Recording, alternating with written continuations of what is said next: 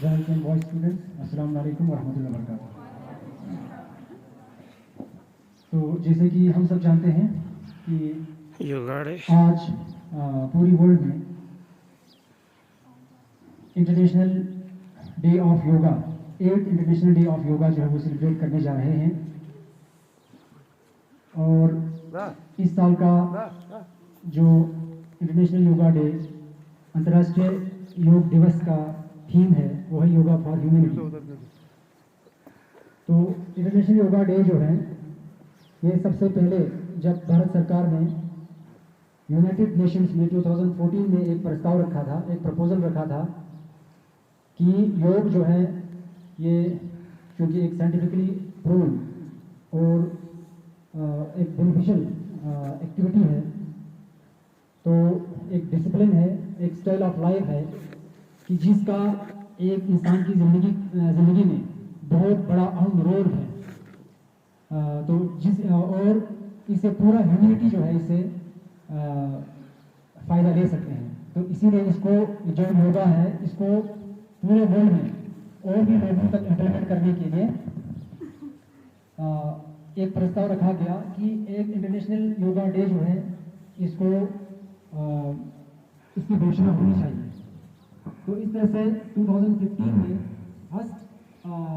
First जो है international yoga day इसको अनाउंस किया गया।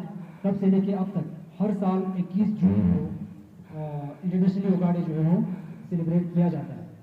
तो इंटरनेशनल योगा डे जो है इसका जो मेन मोटिव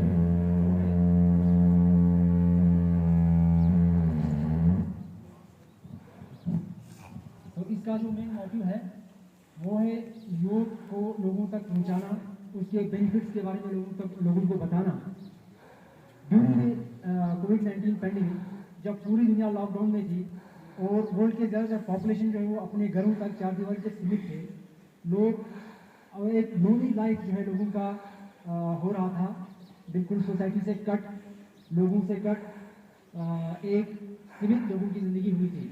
तो उस समय में पूरे वर्ल्ड में लाखों लोगों ने योग को अडॉप्ट किया, योग को प्रैक्टिस किया और अपने आप को डिप्रेशन, एंजाइटी, स्ट्रेस जैसे जो साइकोलॉजिकल डिसऑर्डर्स हैं उससे दूर रखा और उससे डील करने में उनको बहुत लाभ हुआ।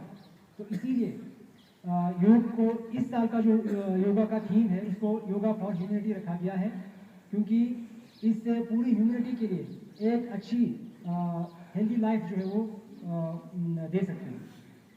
तो इस तरह योग जो है इसका ये एक संस्कृत वर्ड से निकला है। इसका ये जो लेटरल मीनिंग है ये युज से निकला है। तो इसका लेटरल मीनिंग होता है to unite, to unite. Unite meaning इसके देखो इसका एक स्पिरिचुअल मीनिंग भी होता है, वो अलग बात है, लेकिन जो आम लोग हैं उसके लिए जो एक प्रैक्टिकल मीनिंग है उसका वो है to unite body and mind.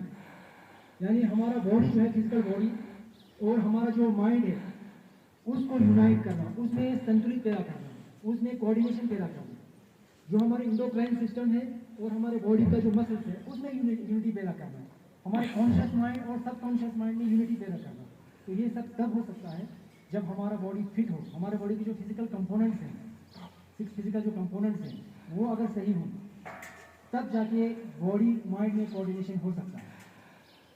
तो योग जो है इसके फादर ऑफ योगा जिसको पतंजलि कहा जाता है, उसने योग के 8 इंपॉर्टेंट कंपोनेंट्स इसमें बताए हैं। सबसे पहले इसमें होता है यम, नियम, आसन, प्राणायाम, प्रत्याहार, धारणा, ध्यान और समाधि। तो यम का मतलब होता है ये योग जो है इसके अंदर एक मोरल डिसिप्लिन है, तो उसको कहते हैं यम। और यानी जिसको अडॉप्ट करके हम अपनी मोरलिटी को मेंटेन रख सकते हैं, मोरलिटी को डेवलप कर सकते हैं। दूसरा होता है नियम, ये है फिजिकल डिसिप्लिन। फिजिकल डिसिप्लिन में हमारे जो बॉडी कैविटीज हैं उसकी क्लीनिंग करना और हमारी जो फिजिकल बॉडी है उसको क्लीन रखना, साफ रखना। तो इसके अंदर ये गाइडलाइंस बयान किए गए। तीसरा होता है आसन। आसन में ये योगिक पोस्चर्स हैं। ये जो योगिक पोस्चर्स होते हैं डिफरेंट पोस्चर्स हैं। कहते हैं कि योग के 5 लाख से ज़्यादा पोस्चर्स होते हैं। 5 लाख, मिनिमम 5 लाख बताए गए। तो 5 लाख से ज़्यादा इसके योग के अंदर आसन है, पोस्चर्स हैं। और इससे आपकी बॉडी की फ्लेक्सिबिलिटी, आपकी बॉडी की जो सपुलनेस ये बढ़ती है, रेंज ऑफ मोशन बढ़ता है, बैलेंस, कोऑर्डिनेशन, ये सारा जो है इससे हम मेंटेन रख सकते हैं अपनी बॉडी की। और प्राणायाम के अंतर्गत इसके अंदर हम अपनी ब्रीथ की कंट्रोलिंग करती है, ब्रीथ को कंट्रोल करना सीखते हैं, अपने बॉडी में मैक्सिमम लेवल ऑफ ऑक्सीजन जो है उसको कैसे मेंटेन रखा जाए, लेवल ऑफ ऑक्सीजन कैसे मेंटेन रखा जाए, ये पूरा प्राणायाम के द्वारा होता है। इसके बाद होता है यम नियम आसन प्राणायाम प्रत्याहार। प्रत्याहार होता है अपने बॉडी की जो सेंस हैं, हमारे जो सेंसेस हैं उसको कंट्रोल करना, हमारे बॉडी के सेंसेस को कंट्रोल करना, ठीक है। या जो एक्सटर्नल स्टिमुलस हमें डेली लाइफ में हमें मिलता रहता है हमारे बॉडी को, उससे अपने बॉडी को, माइंड को विड्रॉ करना और अपने बॉडी को मेंटेन रखना, अपनी सोच को मेंटेन रखना, अपनी कंसंट्रेशन, आपका जो माइंड सेट अप है उसको मेंटेन रखना, ये प्रत्याहार के कारण होती है, इसके द्वारा होता है। फिर दयाना होता है कंसंट्रेशन। इसमें बताया गया था कि कैसे कंसंट्रेशन हम करते हैं। फिर प्रत्याहार, धरणा, दयाना क्या है, यानी मेडिटेशन है, मेडिटेट करना सीखते हैं इसमें, ठीक है ना, मेडिटेट प्रैक्टिस करते हैं मेडिटेशन। और समाधि जो है इसका अल्टीमेट लेवल है। समाधि के अंदर मतलब एक व्यक्ति है वो पूरी तरह से फिजिकली अपने आप को फिजिकली एंड मेंटली वो कॉन्शियस हो जाता है, वो फिजिकल एंड मेंटल एनलाइटमेंट उसको हासिल हो जाती है।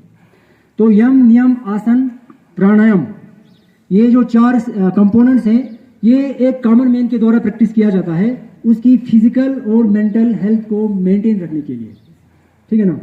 बाकी प्रत्याहार, धरणा, दयाना और जो समाधि है ना, ये प्रैक्टिस होता है योगी ऋषि होते हैं जो बड़े मतलब हाई मेडिटेशन लेवल पे मेडिटेशन करते हैं ना, वो लोग उसको ज़्यादातर प्रैक्टिस करते हैं।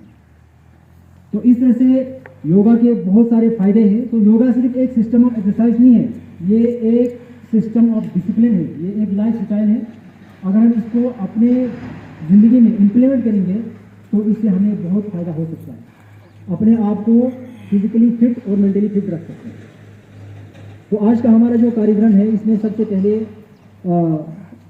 हम करेंगे वार्मिंग अप के बाद, इसके बाद हम करेंगे कुछ फिर प्राणायाम करेंगे, ये सूर्य नमस्कार करेंगे और कुछ आसन करेंगे और प्राणायाम करेंगे, यानी कुछ योगिक पोस्चर्स हम करेंगे और ब्रीथ कंट्रोलिंग कुछ एक्सरसाइज करेंगे, 2-3 एक्सरसाइज वही करेंगे, ठीक है ना। तो इसके बाद लास्ट में नेशनल एंथम होगा, इसके बाद हमारा प्रोग्राम जो है समाप्त होगा। ओके।